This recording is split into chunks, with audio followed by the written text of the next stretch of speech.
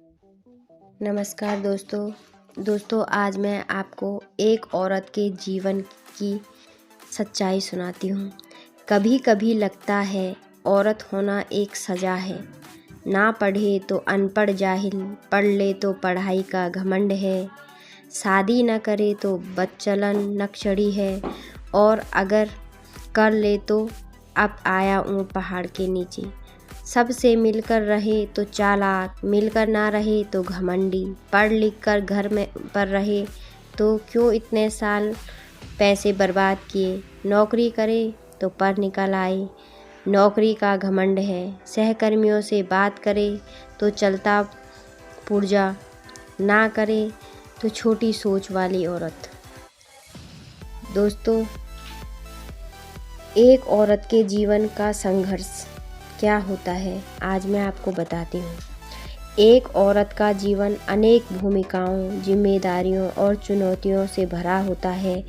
वह एक बेटी है, वह पत्नी है, बहन है, बहू है, माँ है, समाज का महत्वपूर्ण हिस्सा बनकर हर चरण में संघर्ष करती है।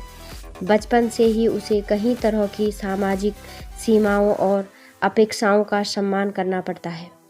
शिक्षा और करियर के रास्ते में भी उसे अक्सर परिवार और समाज की सोच से जूझना पड़ता है। विवाह के बाद संघर्ष का रूप बदलता जाता है। घर परिवार की जिम्मेदारियां बढ़ती है। बच्चों की परवरिश और अपने सपनों को संभालने के बीच वह संतुलन बनाए रखने की कोशिश करती है। कई बार उसे अपने करियर और इच्छाओं से समझौता करना पड़ता है, फिर भी वह सभी को खुश रखने और परिवार को आगे बढ़ाने में पूरी मेहनत करती है। इसके बावजूद भी एक औरत भावात्मक रूप से मजबूत, सहनशील और संघर्षशील बनी रहती है। वह हर कठिनाइयों का डटकर सामना करती है और फिर भी अपनी मेहनत, समर्पण और धैर्य से जीवन में आगे बढ़ती रहती है।